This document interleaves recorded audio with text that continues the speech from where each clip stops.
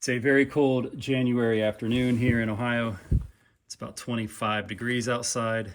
I should have went out and did a POTA activation, but instead I finished building my Haversack bag kit.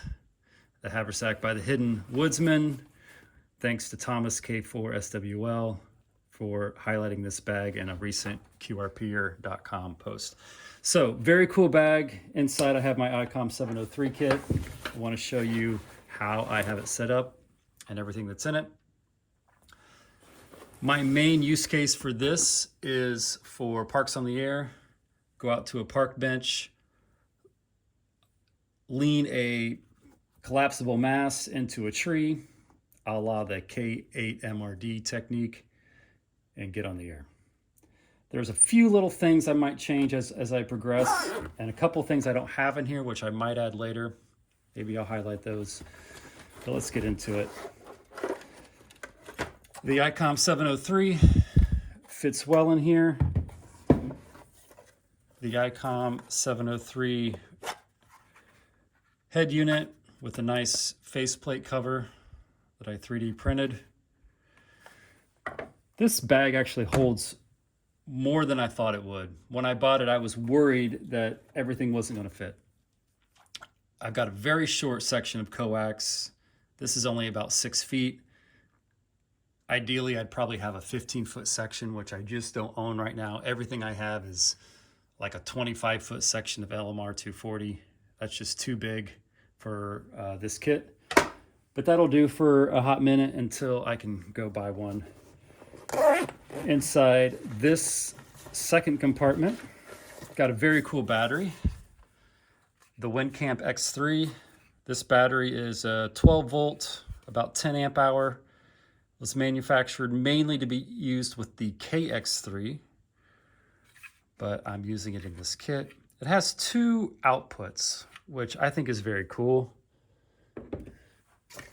I've got my power cable for the Icom with a fuse, a choke. I can also disconnect it if I have somebody else's radio on the picnic table and I want to plug their radio in instead of mine. I think this battery actually works up to like maybe a 10 amp draw, but this Icom only draws about 3 amps, so plenty of battery. I also have a little buck converter and some phone charging cables. So if I need to plug in my phone at the same time I'm running radio, I can charge my phone, which is cool. I know you could get a splitter or some other sort of power pole assembly to run multiple things off of any battery, but I just think that's cool that that has 2 outputs. Just have a couple of ties to tie the antenna mast to, say, maybe the park bench if I don't have a tree nearby. Those are always handy. And then in this last compartment here, got my antenna, which I think is pretty cool. I had an old matching unit laying around. Was not the correct matching unit for this build, so I took it apart, rebuilt it into a 4-to-1 Unun. I have a 33-foot section of wire on here that I can disconnect down to a 17-foot section of wire, so I can run it as a vertical with either my Soda Beams Carbon 6 or my 35-foot jack height pole. So a little bit of flexibility there. I should be able to easily run 20 through 10 on the 17-foot vertical, and 40 through 10 on the 33. 80 might be a stretch on the 33. The Icom 703 has a pretty good tuner though. I was using a different antenna. I just finished building this, so we'll just have to see how well that does as I operate in the field. Also have just a little bit of paracord in case I have to throw something in a tree. These are a very cool set of radials. There's 4 discs here. Each disc has about 30 feet of wire. This nice little spade connector, which will make it super easy to connect onto this antenna. The cool thing about these radials is you can pop this wire off and then you can throw them like a frisbee. They deploy very easily. Very cool piece of kit. It's an old military radial set that I got from a buddy. They actually slide, all 4 of them, onto this center assembly, and you would thread all 4 connectors, once they're deployed of course, onto here. You would tighten that screw down, and then you would, hold on a second, you would connect this alligator clip to the antenna system that you were working with. I don't really need this center assembly. It adds some bulk to my kit, so that's going to stay home. I also have just a couple of connectors in here.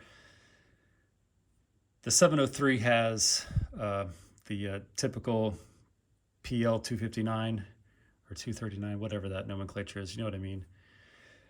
And then of course all of my antennas are BNCs, so I have a couple of connectors. I would love to change out the connector on the radio to a BNC. That would be a future project. And then the last thing in here, a couple of keys. I've got Palm Radio single lever, original Palm Radio single lever. And then I also have a N0SA dual lever paddle.